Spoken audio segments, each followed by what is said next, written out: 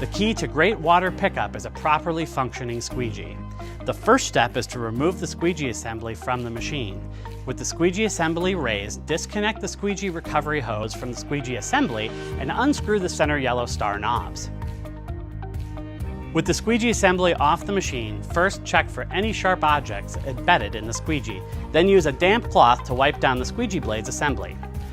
With the squeegee clean, you can now inspect the squeegee blades for wear or damage. If the squeegee blade shows signs of wear or damage, it's time to rotate or replace them. A sure sign that the blades need to be replaced or flipped is when they are worn about halfway through the thickness of the blade. To remove the blades from the assembly, first loosen the star knobs while compressing the assembly. This will separate the spring-loaded blade retainer from the squeegee frame. Now you can peel off the squeegee blades. To attach the squeegee blades to the frame, align the slots of the blades to the retainer tabs and press the blades in place. With the blades attached to the retainer tabs, you can now compress the springs and tighten the yellow star knobs.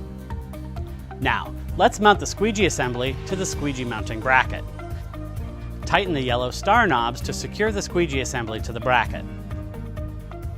Connect the vacuum hose to the squeegee.